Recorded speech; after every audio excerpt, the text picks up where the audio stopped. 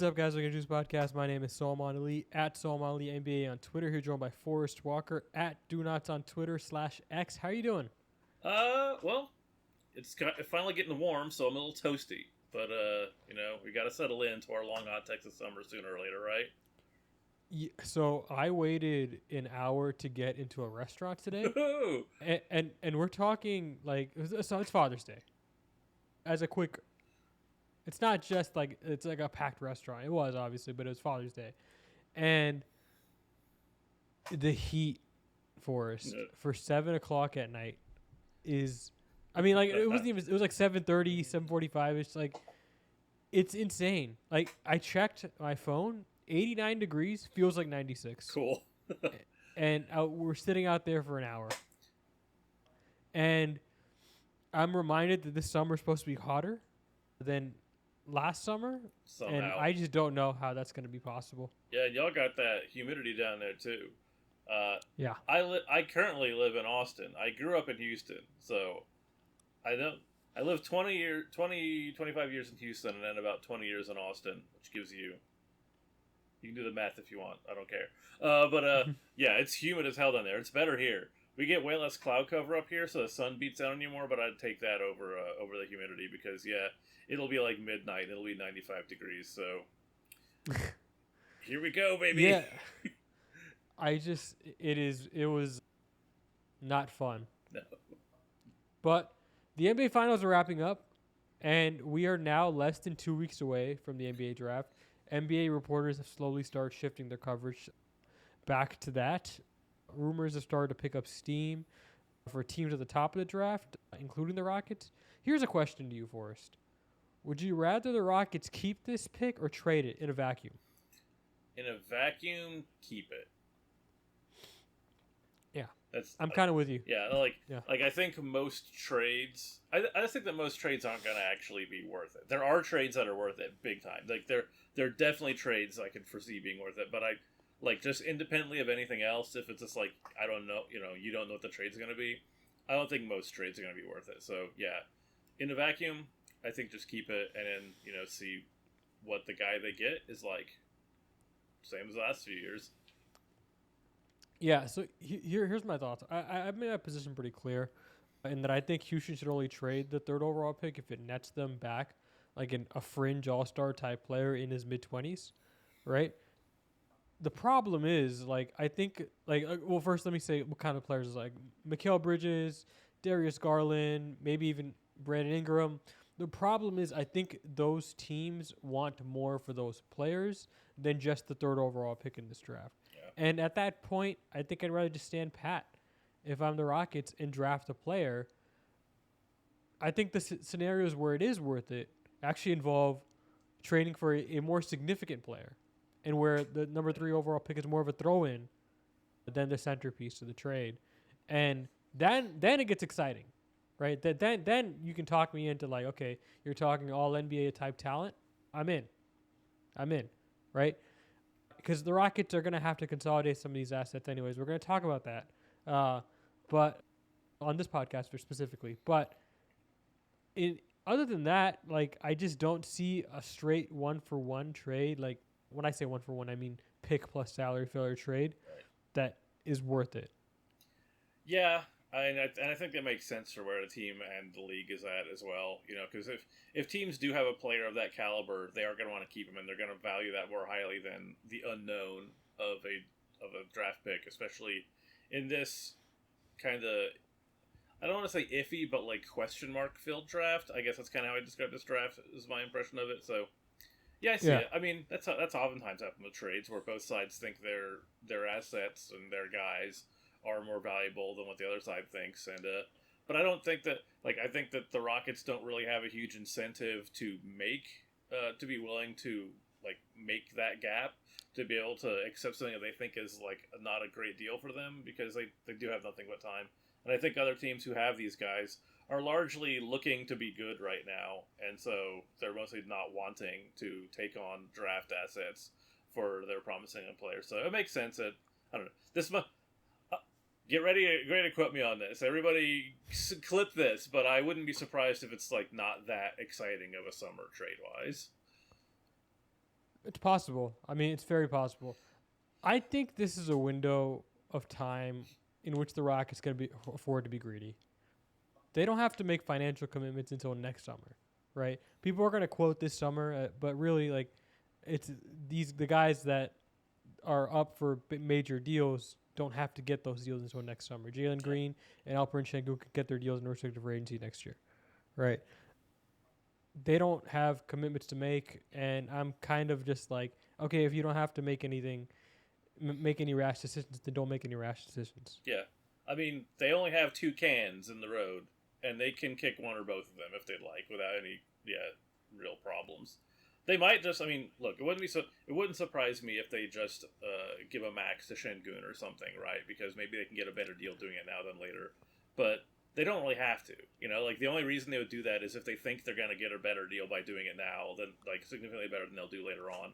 So yeah, I think you're right. Like the Rockets do for just this one season, really have the luxury of time on their side, so they can kind of slow play stuff currently. Yeah, and even if you think you can get a better deal, it's not really about the deal at that point next summer, because then you could possibly possibly exercise the team option on Fred VanVleet and open up cap space. Yeah. And like you're talking, if you renounce all your guys, you're talking like 60 million cap space potentially, and that obviously you have to let VanVleet go, but then you can go get a big fish, and then re-sign Jaylen and Şengün with your bird rights, right? And it's just you want that optionality. Yeah. Right? You just want it, like, even if you feel like, okay, maybe there's a deal to be had that's maybe better for you in the financials. Like, it really, like, the financials are kind of like a secondary thought, because you're trying to maximize opportunity. Like, all windows want to be open. Yeah. You want to keep all windows open. Yeah. Well, that's again. I don't have much to add that. You're right. they can play it cool this summer. There's no pressure on them to make any particular move.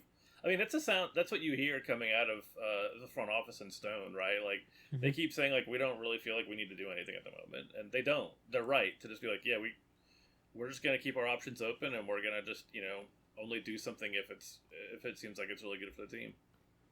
Now, I think there are going to be teams that are going to try and leverage the fact that Houston has significant financial commitments, financial decisions to make against them. Like, we know you can't afford to pay these guys. Why not make the deal now?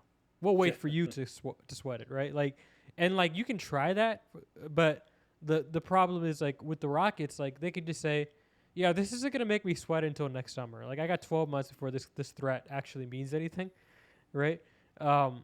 So, like, if you're the Rockets, you kind of use the leverage you have, which is time. Your leverage is that hourglass, and at the same time, their leverage is that hourglass, right? So it's interesting. Like it is. And unlike a lot of teams that also do these kind of full rebuilds, because this is a pretty extensive rebuild. You don't usually see a team going top to bottom like young prospects in the same way that the Rockets, especially the Rockets, they never do that. And that's what's unusual at Houston is that Houston is a pretty big market. It's a huge city. It's a big market. I mean, Fertitta has been making noises about like, yeah, I'd be willing to pay if this team is worth keeping together. Which the financial realities will hit as they hit, but I think the Rockets do have more wiggle room financially than some other teams might have because it is a big market. Because once a team is good, they are going to get gate receipts. They are going to get people paying attention. So they might not be feeling as much pressure as some like a smaller market team might feel in a situation. We'll have to see. That's all like a year or two down the line to see how they want to handle like when the money crunch actually finally starts happening. But I can understand why they feel confident that they don't need to get out ahead of this stuff right now, right? Like this will figure it out. This will figure itself out. We don't need to be worrying about Tillman Fertitta's pocketbook in 2026 or whatever. Well, so I wanted to say this, like, I mean, I don't know how extensively you followed the winds of Texas law. It does appear that there may be, I'm not sure how close it'll come, but I think within the next 15 years, gambling is going to be legalized in the state. And if that's the case, Tillman is going to be one of the bigger players. And if that's the case, you're talking about a bigger wallet to play with Yeah. to fund this team, right? And I don't know when it'll eventually happen, but I've just been kind of watching, like just not even just the Texas wins, but like across the nation, like gambling has just been kind of being more and more destigmatized. And I think eventually when it hits the Texas market, I mean, you're talking about potentially, I mean, Tillman's going to pounce on that Oh because yeah. he's already a name, right? He'll be making money off gambling all across the Mhm. great state of Texas the second that happens. Yeah, yeah. Well, so like I said, we are less than 2 weeks away from the draft, and I have no idea who the Rockets are going to pick, and that scares the hell out of me, Forrest. I don't have any idea who I anyone's gonna pick. Isn't that the kind of the consensus that everyone like? There is no real consensus over what the top few guys are gonna be. It depends on who you ask, I guess. So like, I know, like like I have a quick monologue on the draft before we switch topics. Like I actually do have like a tier one with 3 prospects in it, right? I think Donovan Klingon, Reed Shepard, and Nikola Topic. Those have been my guys, right? Now Topic just tore his ACL. So it's the last time I recorded. That might dissuade some teams at the top. I don't think it should dissuade Houston if they're leading that way or if they still believe in his upside despite the injury, Yeah, that makes right? Because sense. here's the thing. No matter who they draft, and I want this plastered on a billboard on like 59, right? So Rockets fans are ready for it. No matter who they draft, they are not going to play next year, right? Yeah, that guy's Like, going right to the G League. He's gonna get minutes there. Yeah, exactly. right. So everyone trying to draft for position, everyone trying to draft for need, or like, oh, such and such is not going to play next year. Nobody is going to play next year, right? Like it was hard to play Cam Whitmore this year until a string of injuries happened, right? Like he was slated to be a G League for the year guy. So Yeah. this season, you're sure as hell not going to play, I mean, they'll right? probably get like a few minutes here and there. I would be surprised if they didn't like call them up and give them, some end of bench minutes occasionally. Yeah, They're not gonna totally freeze them out, but yeah, it's just not gonna.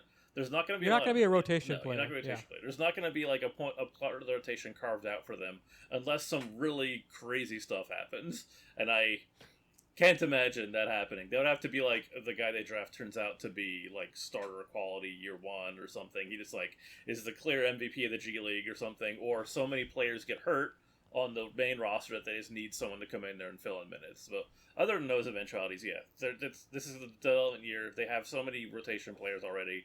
They are going to slow play this rookie. and those players are like at every position, right? They Yeah, have guards, they have wings, they have bigs, right? Like that's what makes it tough to crack the yeah. rotation, right? No matter who you are. I think there are guys who may have more flexibility to crack the rotation than others, but it still doesn't mean you have a lot of flexibility, right? Now, I will say this: you mentioned the injuries. That's the pathway to get on, right? The injuries are the way. It's how Whitmore played this Yeah. year, right? But in general, if you believe in the upside with Topic, I don't care if he spends a year recuperating because he probably wouldn't have played anyways, right? If you believe in that upside, if you believe it hasn't changed, and I honestly don't know, so I haven't changed where I have him on my board, right? Like the uncertainty has not dissuaded me, even though I know ACLs are serious, especially in basketball. It's Yeah. just one of those things where it's like this draft is so up in the air that I don't want to take a gamble. I think Topic is kind of he's going to be a good NBA player. I believe in the upside, and it's not like this dude was a speed demon, right? I'm not. I don't think he was like it's gonna impact his game too much, right? He was a nice change of pace guy, right? So maybe that's there's an impact there. I don't know. So like that's kind of where I'm at with I have a defined top three, and I don't have the following prospects in there: Alex Sarr, Zachary Risache, Stefan Castle, and Ron Holland. Alex Sarr, I think, has a real case to go in the top three, right? In fact, I think he's pretty likely to go in the top three. But those other three guys scare the hell out of me because I wasn't really sold on their pre-NBA back scouting, right? Like I don't understand the level of hype, especially for Risa. Like Risa, I am struggling, Forrest. I'm really struggling. Not that I don't think he's going to be a good NBA player, but what people are projecting is I'm so out of line with it. I don't understand that level of hype, and I don't feel like I don't want to leave draft night feeling like the Rockets swung for the fences. To me, Houston circumstances and this current draft class, like that combination, scream drafting for the highest floor this year, not the highest ceiling. Like they've swung enough on young talent.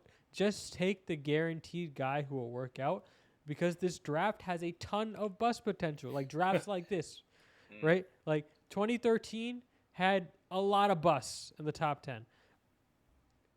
And it'd be nice to just get some security with the first lottery bound Nets pick that the Rockets will be drafting since the James Harden trade. Like, what say you? Like, do you get where I'm coming from here?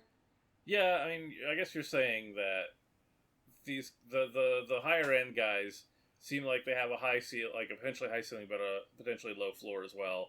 And you'd rather just get like a guy you know will be pretty decent, so you are gaining like a worthwhile asset in this transaction.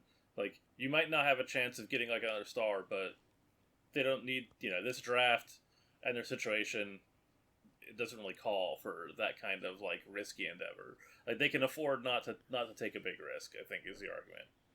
Yeah, and I also think these high floor guys do have star potential. Maybe they don't have as much star potential as the high swing guys, right? Maybe they don't have the same level of ceiling as Risa or Sar, but like I just don't believe in.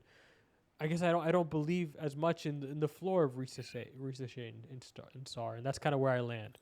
I am amenable to your case. I haven't really considered it. I would have just thought like, well, go BPA, right? Get best player available. Don't worry about it too much. But there is math beyond just like who's the best of these players out there. Well, yeah, I think those are the BPA. To be clear, I think those are the BPA. But I think the BPA this year is not necessarily the highest swing. Yeah. But yeah, I mean, I think math wise, one thing they need to start doing now, which every team should be doing kind of all the time, but the Rockets they've kind of done their big swingy like talent accrual draft picks, right? Like we've been talking about that for months. This season has showed that the guys that they want to have, the guys they need to evaluate are already in house, right? Like they currently need to figure out how good those guys are and what they need to do going forward as these players mature to elevate that into a championship team. But that doesn't mean they need to get more championship level guys to the draft right now. And I think there's a good argument to be made that they do want to add up on their war chest of assets and valuable players, right? Like now it's about starting the process of making sure that you have the resources to keep this team going. That is a thing that stymies so many championship teams. Once you get to being an elite team, which is no mean feat to begin with. It's obviously very hard to get there, but teams eventually run out of steam because when you are expending resources to keep your championship level or at least elite level team going, you eventually run out of assets. And that was a thing that the Rockets were good at previously. They were good at making small moves to keep sort of slowly accruing more assets and more players that would be valuable to others so that they could keep restocking.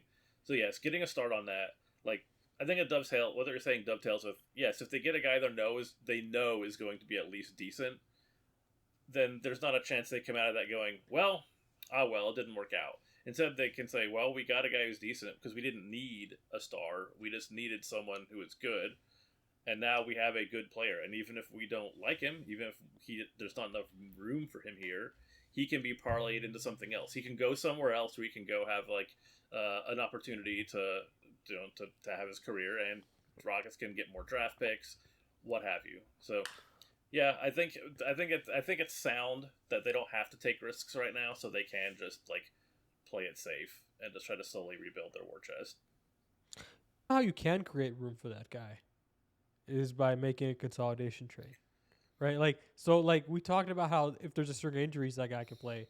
There's also the other scenario where like, oh, maybe like 6 of these players aren't going to be here next year, right? Yeah. So, right, like that's an exaggeration, but like what I mean, like maybe like 2 or 3 significant rotation players aren't here next year, and now you have your room for playing time. I want to talk about that because we've consistently talked about on this podcast the idea of consolidation trades because we know that the Rockets are going to have to make one someday, right? Yeah. It's just like a matter of like, it's the safest thing to do, right? Like in terms of like trying to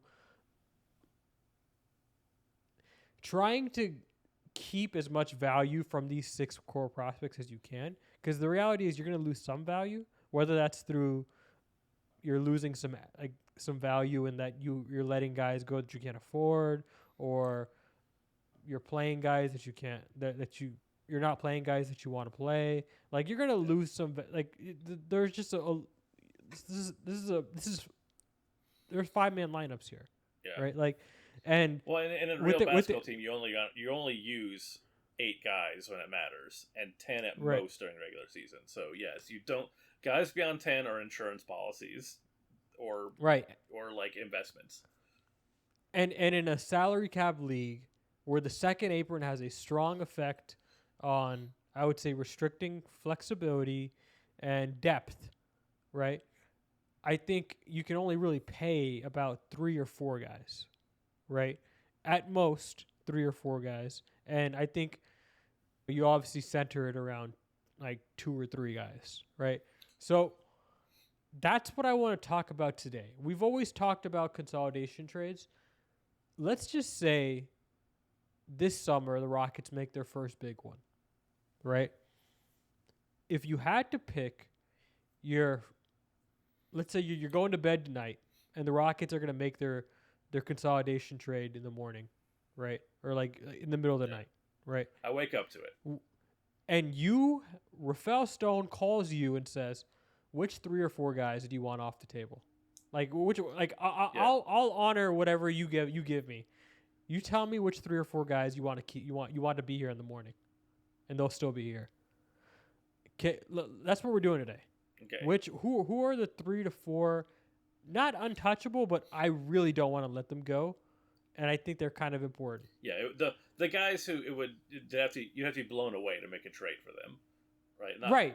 Yeah. Yeah. So, I guess you want to go back and forth with this. That'll be more fun. I think if instead of listing it, let's go back and forth with it. I'll go first, and I'm gonna say the obvious one. I think Alperen Şengün is probably the most untouchable. Yeah, he's. I mean, I'm just gonna agree with you. We've gone over this so many times, but Şengün over this last season in particular, once he was given a chance to be highlighted in the offense, proved to be invaluable to the team. He's obviously a high-level player, likely an all-star in the relatively near future, and who knows, his ceiling's still unknown. He's proven himself to obviously be like a team centerpiece. So that's a no-brainer, I think, that he's number 1. No-brainer. Who's number 2? That's the brainer. Maybe for you. Maybe right, for you. Who do you got? Well, I want to hear what you got. Yeah. Okay, I'm gonna put Tari Eason there at number 2. Whoa! Yeah, I know it's up high, but whoa! Yeah. I think because he's shown himself to have a floor. We know his floor is high, right? It is. It's very high. Yeah. And we know that what he does is extremely amenable to team concept, not just with Şengün, but to whatever they're doing. I think that's a culture guy, that's a fit guy, and that's a guy who's going to get a good contract for his skill set. So I think that from a larger team building perspective, he's probably not the second best, talent-wise of the core 6, but I think he is the most favorable. I think he's the second most favorable for a team to have in this moment. And I think he's a long-term fit, and I wouldn't give him up unless it's for something pretty damn good. So you're basically saying he's the most proven outside of Şengün. He's proven, and he's going to be friendly for both gameplay and also from a team building, front office perspective, in my opinion. Okay, fair point. I'll be upfront. Tari's not on my 3 to 4, but we'll get there when we get there. The no brainer for me Amen. Mm. And if you asked me a year ago, I I think I would have been surprised to have Amen this high. I thought Amen was a good prospect. I had him third or fourth on my board. I can't remember off the top of my head going into the draft. He is much better than I thought he was. Not just like offensively, like how good he is at the basket. It's really the defense. It's unbelievable, Forrest, how good he is at Yeah. defense. Like he may be a contender for all defensive teams starting next season. Yeah. That's how good he is defensively. And he's 6'7". He's unbelievably smart. He's got good passing feel, high IQ guy. And like, if you were to ask me, like, who outside of Şengün do you think could potentially be the building block kind of piece, like the heliocentric guy? If it wasn't Şengün, I'd say it was Amen. And we're going to talk about those two guys in a second in a separate conversation. But I am unbelievably impressed with Amen. He has the weaknesses, but so does Şengün, right? Like let's be honest about it. So does Şengün. And to me, I would want to keep him around for a little bit longer just for evaluation purposes. And we'll talk about that later. But yeah. I mean, I think he's my number 3 because Okay. yeah, like all the stuff you said is true. Also, the combination long term of Eason and Amen is great defensively. You can build a defense around those guys. Easy. Yeah, Easy. and you need that with Şengün. While he definitely wasn't horrible on defense, but he needs some guys around him. You want to surround him with some defenders. He needs to be insulated. Yeah, that's fair. That's Yeah. not unusual for players like him, and it's a good policy to do it. So yeah, I think that I would put Amen at number 3. Yeah, and his athleticism, right? Like it's not. I think people. So the Rockets have a lot of great athletes, right? So it's hard to discern like who's like which athlete's better, which athletes like. Yeah, they're all young and springy. So yes, it's not just springy for a man. It's that like. It's that Jaylen Green thing where Jaylen Green has a great first step, but he has a great second step too, right? Men, you can apply the same thing to men, right? He's also a great leaper, right? And he applies his athleticism on both ends of the floor, right? Which is like, which is different than Jaylen, which is different than no, it's different than Jaylen, right? In that way, right? And you have the speed, you have the body, right? He's 6'7", 6'9" wingspan. I mean, he there's no reason he shouldn't be eventually in his career. I mean, I think the offense has to get to a point where he's never like he can stay on floor. He can stay on the floor, right? The shooting is a concern. The shooting is a concern, but if he is a central point of an offense, right, it may not be as big of a concern. I think there shouldn't be any reason, just on the merit, like on a minute per minute defensive basis, that he should be one of the best defenders in the NBA. Like I was that impressed by how good he was. Like I don't know, I that was just me. But like every time I watched him, I was like, my God. Like this guy, this kid should not be this good. Like rookies suck at defense, right? I mean, he's an older rookie, granted, right? He's like Şengün's age, right? But rookies still suck at defense, right? And he was genuinely a positive. And next year, I feel like he's going to be really good. I think you're right. I think he has a ton of promise. And another big thing that's very important about him is that he could take over the reins from Fred VanVleet at some point, which is the goal. Not that distant. It's not far in the future. It's pretty soon is when you want to be able to move on from Fred VanVleet. So that's great for that. It's part of why I like Tari as well, because Tari can take over for Dylan Brooks. And when you don't need to have Fred and Dylan there anymore, that opens up a lot of options, both financially and roster crunch-wise. That's a good point. Like those are nice transition pieces into your starting lineup at some point. All right, so you're up next. All right, so this is the number 4 then. Wait, who is your Mm-hmm. number 3? I listed 3, and you've only listed 2. Yeah, but I listed 2. I Yeah, listed Şengün and I listed Amen. yeah, and I listed 3. No, you listed. Okay, I get it. Okay, fine. You want me to go next? Yeah, All right. I got Okay. Şengün, Eason, and Amen. I agree with you. Okay, Amen's fine. my 3, so Fair. Okay. I got Whitmore. Is that high for you? I mean, it is. I think for a rookie to have him. I mean, I have 2 rookies in my yeah. top 4, right? But really, his level of offensive readiness was impressive. It was very impressive. He's unbelievably complimentary, which I think is part of the reason I have him this high. Like he is, you can really slot him in here. Like the rest of the roster almost doesn't matter. He's gonna fit, right? His athleticism, like similar to similar to Amen, off the charts, but in a different way. Very powerful, grown man body. I think he can become a good defender one day. I don't think he's there yet, but I think he has the potential to be a good defender. His frame, his strength. He has like that Jaylen Brown kind of like I'm going to score I'm going to make something out of a possession, and I'm also never going to pass the ball. Uh-huh. like that's a big weakness in his game. But like other than that, like if Cam didn't have that, like he could potentially be the best prospect on this list. But the reason Şengün and Amen are higher is they have that, right? They have that vision. They have that ability to make plays for others. And I don't believe Whitmore's ever going to get there.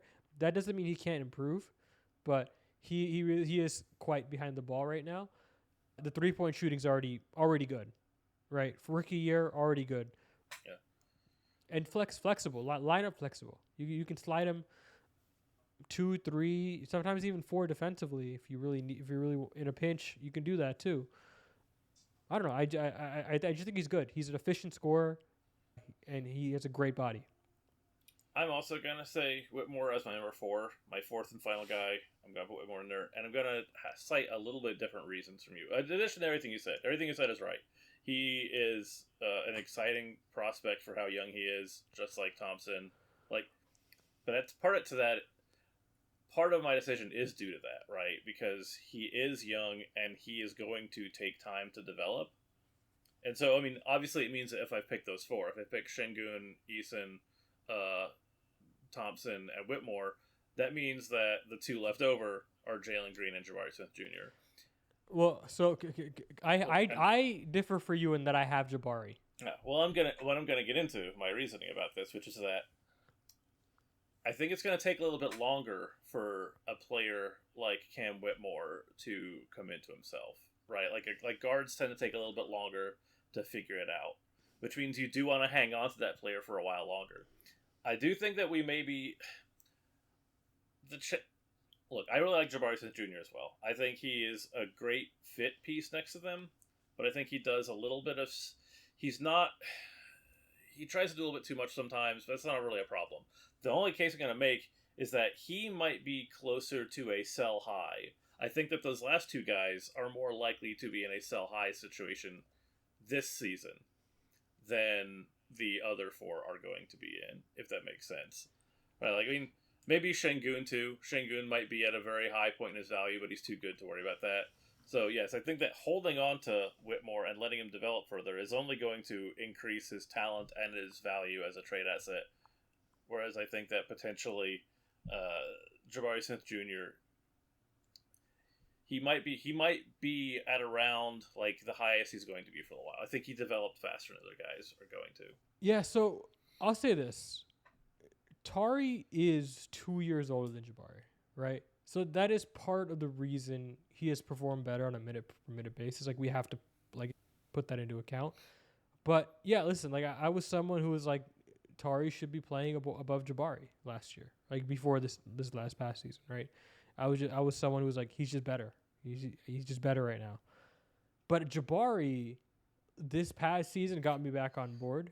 in that I'm starting to see a lot of what a lot of people saw in him. Like he just made such huge improvements, right? In terms of ball handling, mobility, his hips were just like imminently more mobile. I speculated about whether or not that was yoga or not. Whatever the case, you could his entire game was better. He was more confident, and you started to see why people were so high on him, right? So I mean, Cam and Jabari both like there's not much of a difference there for me. Like I think they both have the capability to be high end complementary players, if not stars.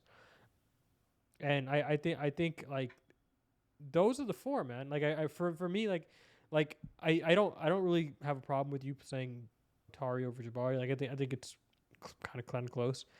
What we both end up on though is the Jaylen thing, right? And we don't have to belabor the Jaylen thing, but I think there's a reason his name is coming up in trades more than other players, right?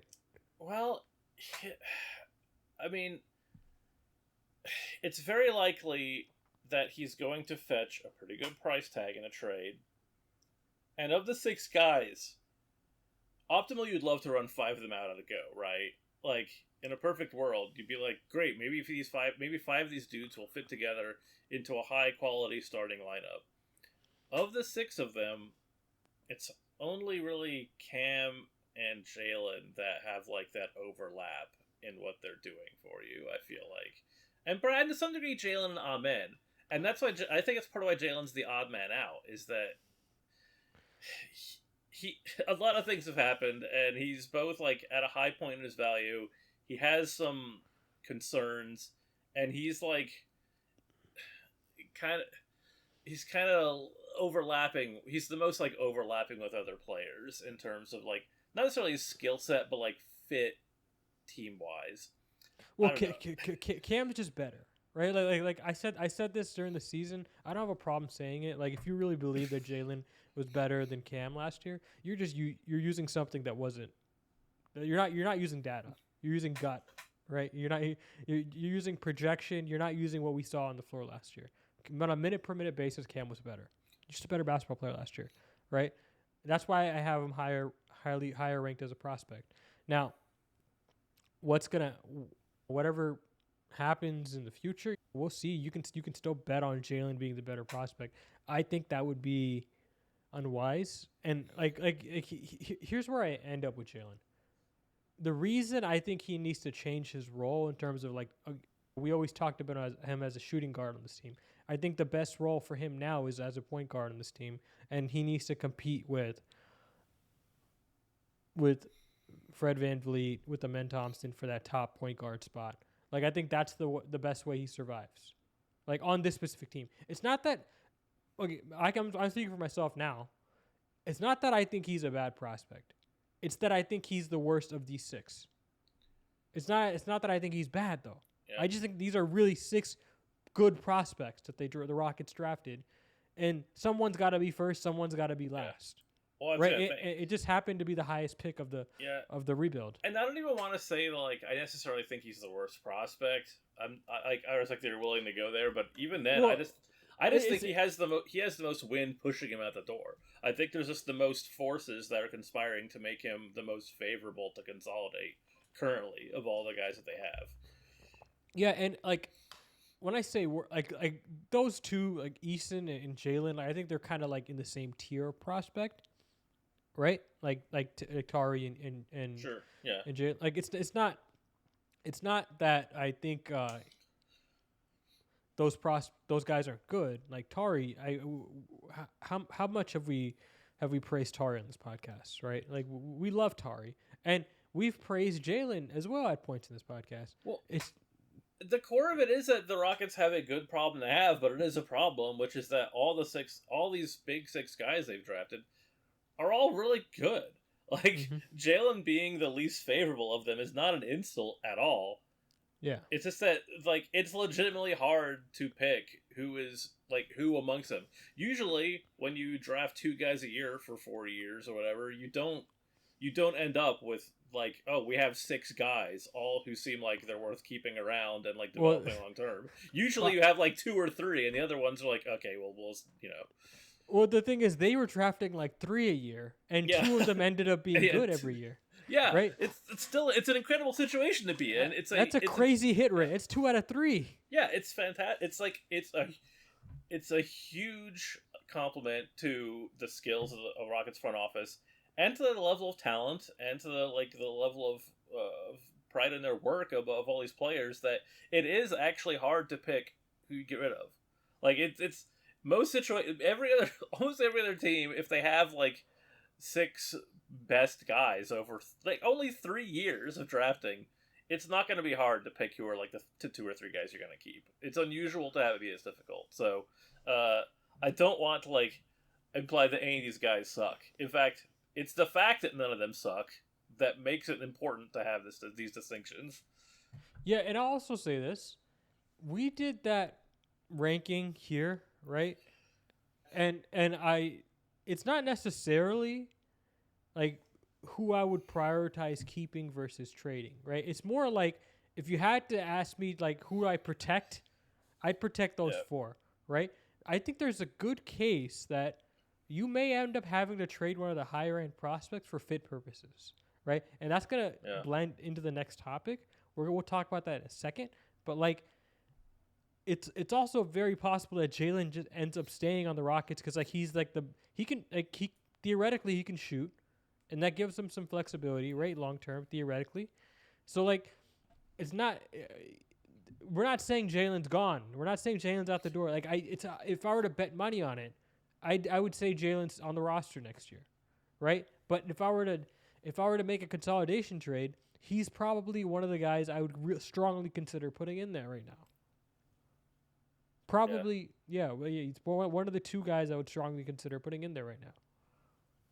It's just the way it is. It's not a insult to him. And obviously, a big thing you want to do is to not trade any of those. I mean, you probably have to trade at least one of those guys in a consolidation trade to make the trade worthwhile. But there are some players who are getting some minutes that you don't want to really have hanging around anymore. The problem is they're not mostly getting enough minutes to make it worthwhile, right? What do we care about seeing like your Jocks Landale anymore? But only injuries were causing these guys to play big minutes. Like Jayshawn Tate for sure would find a better home somewhere else. Like for his own good, he'd be better off on a different team, and the Rockets could probably get something worthwhile from him, and very likely will. But he wasn't playing a ton of minutes, especially once we got kind of midway in the season and Ahmed and Cam were actually playing. Like the Rockets are one of the strongest like case studies for league expansion, right? Like this roster is like one of the strongest cases. Like obviously, the Thunder. The Thunder. Like there are a couple of teams like this, right? They're like it's kind of remarkable how many teams are like this in the NBA. Where like there are players that just deserve to play more, and it's because it's the function of the league being so talented that they're not. Yeah, there's just a lot of guys. There's a lot of really talented guys, and there's only 30 teams, and you can only really play real minutes for like 8 guys per team. You know, you're not gonna have like a full team worth of dudes just like all splitting minutes evenly. You only have so many minutes. You need to play your good characters, 36 minutes a night or whatever. And yeah. That said, I would not like personally, unless like all NBA player is available. I'd be very hesitant to trade one of the core 6. Yeah. This summer. Yeah, right. I think you'd much rather relieve the roster crunch by seeing if you can consult. Like, I feel like Dylan Brooks would be one of the hardest guys to trade financially, but maybe one of the best guys to trade in terms of like alleviating this roster situation. If you could find a way to move him and like some considerations and some other salary filler for it's kind of whatever. Like if you like, I do think at this point he's kind of served his purpose, and you'd like to have those minutes back now if you can get them back, and potentially you can just not play him that many minutes. Like if you do think that some of these other players are just better than him, like if you do think Tari is just better than Dylan Brooks right now, if you're Ime Udoka, you can just play Tari over Dylan Brooks. But that's hard for some reasons, and you also don't want to be sitting on like a $20 million a year guy who you're not starting, because then what are you doing with that guy? What's the point of having on the roster anymore? But yeah, that's why it's hard. If he was on a smaller salary, it'd be much easier to deal with potentially moving him out. He's not quite so critical for the team's potential success, but they don't have to solve that solution right away. They don't have to solve that problem immediately. They can kind of wait.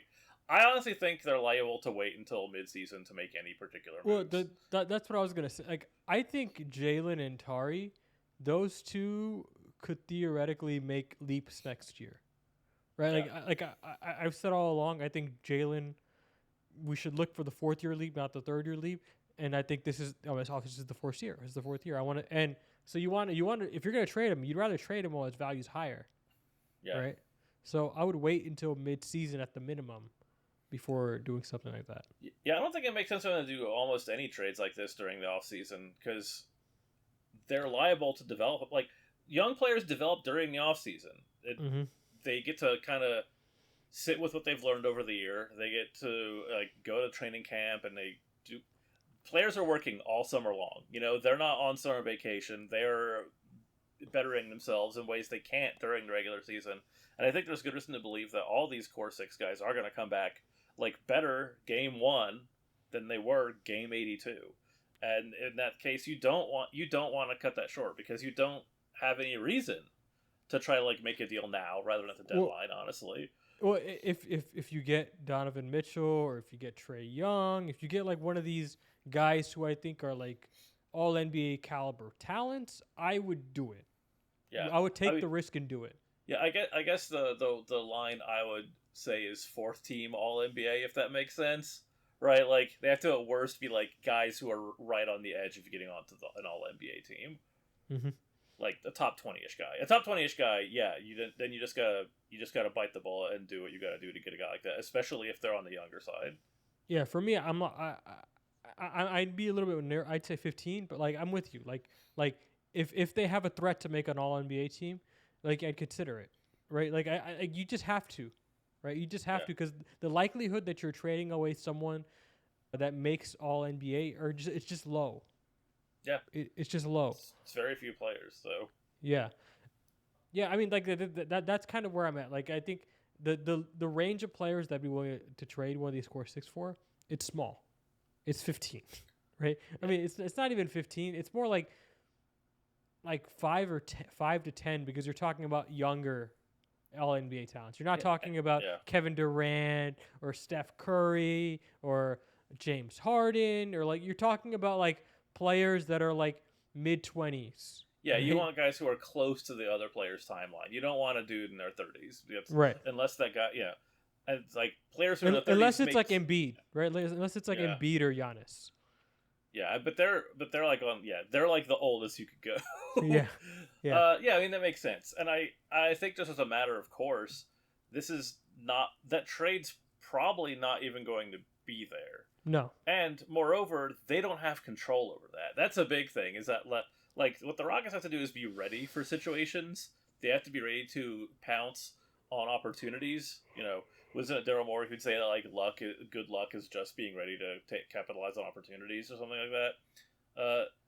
As long as they have the wherewithal, as long as they're prepared for it, great. Because most likely it won't happen. And they don't get to pick if it happens. They don't get to decide if Donovan Mitchell is available for a trade. That's between Donovan Mitchell and potentially the Cavs, right?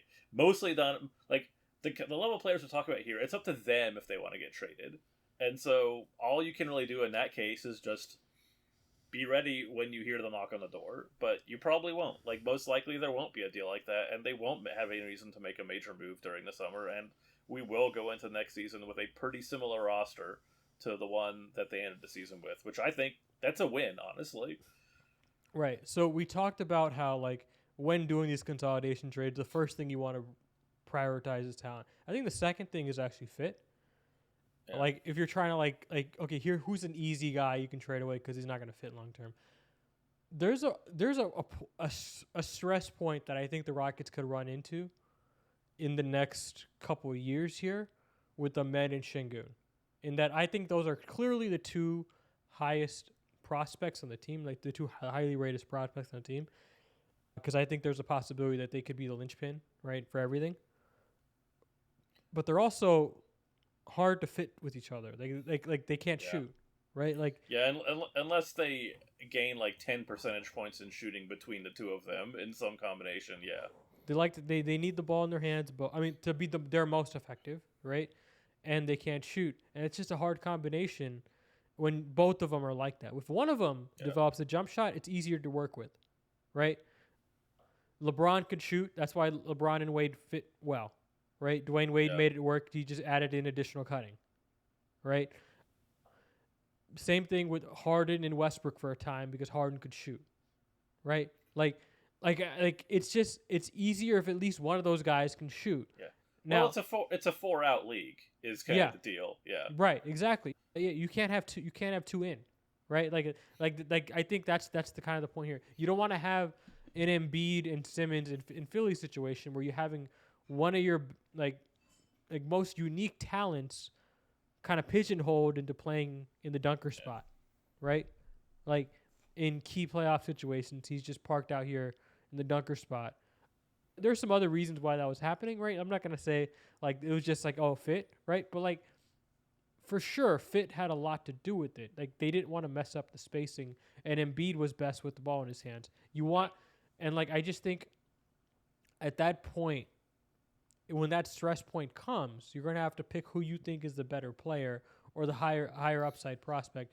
And I lean right now narrowly Şengün, but I think Amen has a reasonable case in that it may be harder to construct a roster around Şengün for different reasons, right? Defensive reasons.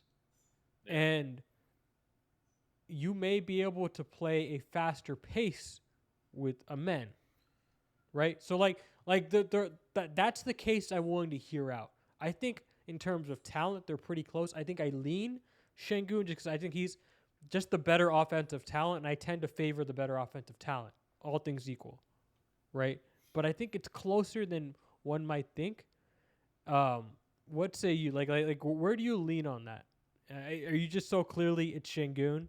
Or I mean, what I'll say is I think Şengün has the edge, in part because he has a more unique skill set, and you can make a really interesting team around him. Because you're right that you can run a lot more with Amen, and you have to build like a particular team around Şengün. But I think the kind of team you have to build around Şengün has been proven that it's a concept that makes sense and can work. And I think that having a center with like the passing skill and like the awareness that he has is pretty rare and precious. And I think that which is not to say anything about Amen Thompson's skill set either. Right. But I think it's specifically in terms of the Rockets roster, when you talk about consolidation and fit, I do think that what Şengün offers is more unique within these guys as well. Like it's kind of like in a very poor man's version. I mean, I don't mean to cut you. I'm sorry. Like it's a very poor man's version of like Jokic versus Giannis. Like extremely poor man's version. Like in terms of like archetypes. Yeah, I can see it. Yeah, that makes sense. Yeah. Yeah. So I think that you'd rather have Jokic. Yeah, basically. And within the Rockets also, if you can get an incredible deal for Amen Thompson, that's another big deal. Is that like if you do have to make the decision, you could probably get a lot back for Thompson and solve a bunch of like the roster and role crunch at the more guard end of the lineup. So I think like structurally it makes more sense to move Thompson than to move Şengün without even necessarily talking about their talent level. Yeah. By the way, I know there's going to be people listening inevitably that are like, why are you pitting them against each other? It's like, first of all, we just talked about how it's unlikely that the Rockets are going to be able to keep all 6 of these guys. Well, they're all pitted against each other just because of the way the money works. Yeah, the way the money, they're already pitted against each other. I'm not doing anything.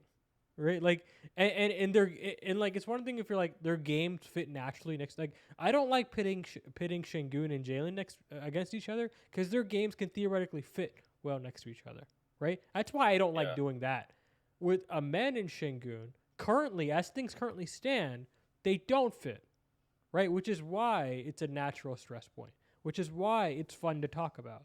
Like, Yeah. I think like if you're gonna have to knock out two of these guys, one of those guys may be solved just based off roster fit, right?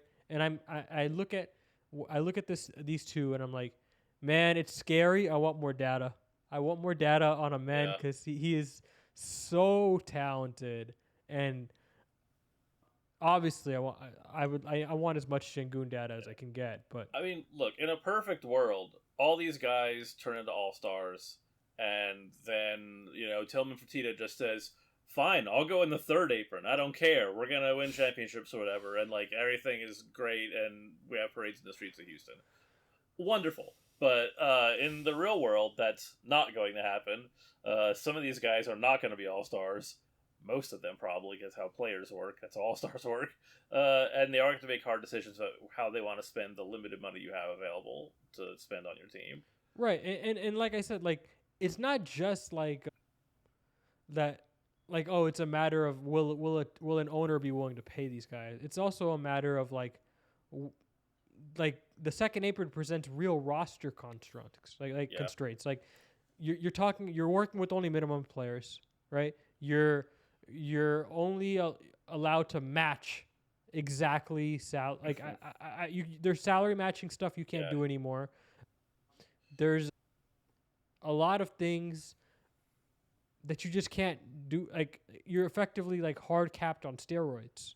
Yeah, you have to go into the second apron, which didn't exist until the 2 years ago CBA. Yeah. That's the newest CBA. It's a new concept, and yeah, it's brutal for team building. Even excellent teams are avoiding the second apron because of this. To go into the second apron, you'd have to be confident, not like you think it's potentially possible. You need to be sure that the guys you're paying that money to are on their own a championship caliber team. You have to be like, this is a championship team, and we only need minimum players around this. Which, again, maybe I could imagine a world where that's the case, where these six guys, like, in a couple years, they have 4 all-stars a year or whatever. That great, we're all cheering and shouting, but Even in that perfect world, yeah, what if one of them gets hurt first, right? yeah, like and you're like in huge trouble. Yeah, yeah, like that. That's what the second apron presents, right? It's like that's why like I was kind of against the second apron, but now that I kind of think about it more, I'm like, yo, this is kind of a nice way to make things a little bit more even, right? it's like moving. It's like moving toward a hard cap. It's Right. like a step towards a hard cap. Right, it kind of is one, right? Because like, who in their right mind would want to do this, right? Like, teams have done it, but they're not good, right? Like these are not well-off teams. Like the Suns. Why would anyone want to be the Suns right now? I know the I know the Suns think that everybody else wants to be. I've heard 28 teams. Yeah. Yeah. No, I'm sorry. No, nobody wants to be the Suns right now, right? They're stuck.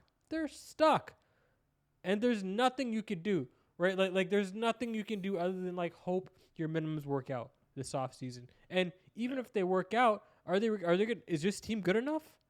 I don't think it is. Doesn't seem like it. Right. Yeah, I mean that is the reality. So like, look, if these players all decide they love each other and want to spend the rest of their careers together, no matter what, and they're willing to like take pay cuts or whatever, fine, great, but that's not the reality of how these things work. Like the reality is some of these guys are gonna go. If they keep 4 of them, that's amazing. That's an amazing outcome, I think. Right. So yeah, like someone's gonna have to go. And the balancing act is going to be, like, when do we need to start making the decision? And it's not right now. Again, let me reiterate what we've been saying. It's not right now. It's maybe starting at the deadline this season. Maybe. That's, like, the earliest point where there's some pressure, I feel like. But, like, they are going to eventually start deciding who is worth keeping, whose contract is going to be like they gotta take a lot of stuff into consideration. Not only talent, but also fit, also return, and also what their contract is going to look like versus their production, right?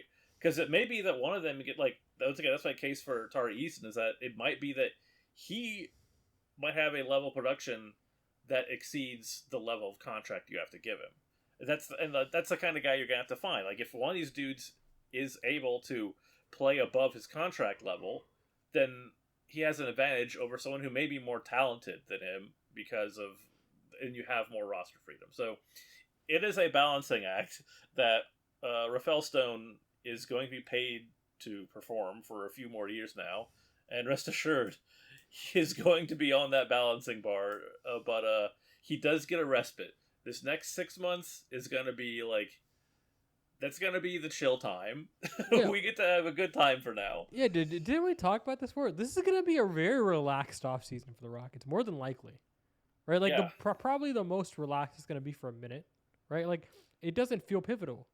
No. I mean, they're gonna probably move, like, you know, like Jock Landale and Jay Sean Tate or whatever. They're gonna move some guys who, like, are not really necessary at their level, or that they can like get back some decent return. They're gonna do some margin moves. They're always gonna do margin. They have their moves. mid-level, right? Like it's like 13 million, like that. They're gonna spend that pretty much. Yeah, and like, but it's never. It's not gonna be flashy stuff. Yeah, they're not gonna be like unless it is literally like Donovan Mitchell or somebody that's available. Like they're not gonna be, you know, unless like Anthony Edwards goes, guess what? I hate Minnesota so much I'll kill myself if I stay here one more day. Like, unless something like that happens, they're just gonna play it cool because not only can they, but they should. It's the right choice, and it also is the much less stressful choice. They can just and stability is good. Honestly, like in development like this, they're still in the development period, right? Even though they've gotten to the point where they've identified that they have guys worth developing and who will keep developing. They've got to the point where now they want to do that developing. They want to do that integration of the team. They want to get team fit and team chemistry down now. That's a big deal for them at this point. So having a stability of like no major roster moves, just letting the team like who came off a feel-good season, that was a great season for them. They probably the level of camaraderie surely went up during that like late season run, especially. They got to feel pretty good about themselves. They got to feel pretty good about each other.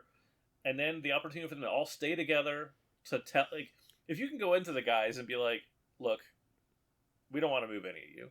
We like you all. We just want you guys to keep playing with each other and keep learning how to play next to each other and just keep learning. That's great for, like, that's great for team development. It's great for player development. That's good for letting, like, the coaching staff and the player staff all settle into each other. So I think it's, you know, it makes the most sense for many different directions to not make a big splash unless the splash you can make is just too big to avoid. Right. Just to put a bow on the Şengün and Amen conversation. So, again, like, I tend to believe that it's going to be that these guys are pretty far away from being jump shooters. But if one of these guys develops a three-point shot, if just one, and I think I'd like it to be Amen because he's the perimeter threat, right? Yeah, but that makes sense. Right. If Amen develops a jump shot and you can keep both of these guys, you're talking about some serious cornerstone talent. Yeah. Like real cornerstone, like 1A and 1A, right? Like type talent, right? Like that's what you want. Right? And I think like obviously there are nice guys who are in position to be good co-stars, right? Like Jabari, Cam, right? We just talked about it. We raved about them. Like these guys are really nice, but in terms of superstar, right? The only guys I see with that kind of like upper tier upside are those two. And if it's an ideal world, I'd like both of them to play together on this team for a very long time. So we'll just see. I just wanted to flag it really quick as like, okay, theoretically, these guys don't fit right now. And this might be a stress test for them later on. And it's something to watch for as they have to make decisions in the next couple of years. But if they don't have to between these two and they can trade these other guys, maybe the other lower end prospects, better. I'd like that so much more. Yeah. Well, maybe all our dreams will come true. Maybe. I mean, listen, this is a great spot to be in, right? Yeah. Like I made up a conversation topic today, Forrest, right? Because like the draft right now is not that interesting just because it's so up in the air and we don't really know who the Rockets are going to take. So until we know, we're kind of just talking, right? Yeah. We're just like everyone on Twitter is just kind of talking freely, right? Like I'm not really tweeting nowadays because it seems like there's nothing to talk about until the draft comes around, right? And I think these kinds of conversations are just fun to have in the off season because we're not going to have time during the season when we're back into the thick of things. So like, why not have it now? Because I do think it's like I wrote about this for NHNews.com. Like, it's just some food for thought. Like, because I think I do believe the organization is prioritizing players. Now we don't know who those players are, but I every front office does this when they have this many like prospects, like good prospects, like they're financial planning up there, right? And so they're thinking about this stuff. They'd be fools not to. So right, so they're talking about this stuff. So why don't we talk about this stuff? Try to figure out what they're thinking, right? It's just some food for thought, and it's gonna be really fun to see what they end up doing in the next couple of years and what they do in the draft in 2 weeks. Because again, I have no idea what the hell they're gonna do. I'm scared. I'm nervous. I'm obviously thrilled that they have the 3rd overall pick versus number 9, but it still makes me nervous in that I feel like they're gonna go take like Matas Buzelis for like who fine whatever G League Ignite prospect. Not someone I was very thrilled about, but the Rockets seem to have a lot of excitement over based on some of the reporting I'm seeing. Oh boy! Well, if they take Klingon and call it a day, how are you feeling about that? Great. I would love Klingon. I would love Klingon. If they take Reach, honestly, like I think the player that satisfies the most people is probably Reach Shepard, in that I think he is very safe, actually has pretty good upside, and is a clean fit. Right, he checks like all the boxes. Right, can shoot, can defend, safe prospect, very productive college player, and has some upside, some upside, some decent upside. And I think if the Rockets can get him at 3, that's probably gonna satisfy the most Rockets fans. And if the Rockets leave with Reach Shepard, I'd be thrilled. He's my number 2 on my board. I love him.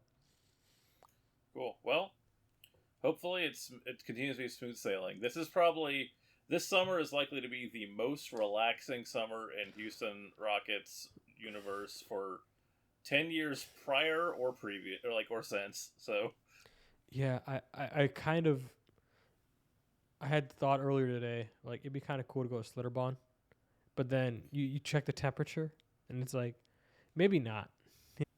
Like maybe not a water park this year. I'm trying to go to water park this year. I don't know how you, but it's the right time for it. In June though, it's gonna be hot. In July and in August, if I'm gonna bake, I might as well do it in a pool. Fair enough. Listen, this was fun. I can't wait to watch the draft on the 26th and the 27th. It's a 2-day draft. And the Two-day draft, baby. And the Rockets have 2 picks. So it's going to be really fun. Forrest, tell the people where we can find you on X and anything you're working on. I'm at Dunots, DUNOTS. Right now, it's just a long summer. I talk about Houston Rockets basketball, where there's not a lot to talk about at the moment, and Austin FC soccer, which... So come to me for basketball stuff and stay for something else. Yeah. By the way, Rockets fans, stop arguing. Right? Like there's a lot of arguing going on this summer. Like, can y'all just chill out? Like this is the most calm we can be for a long time. Right? Let's take advantage of it. Let's just relax. Yeah, we should be around the fire, passing around passing around marshmallows and hot dogs. Okay, I thought you were gonna say something else. Okay. No, it's a wholesome campsite. Okay, yeah, you can do that. S'mores. Yeah. Yes. We should be making s'mores together. Let's do that. Let's make s'mores together. All right, guys. I'll talk to you online.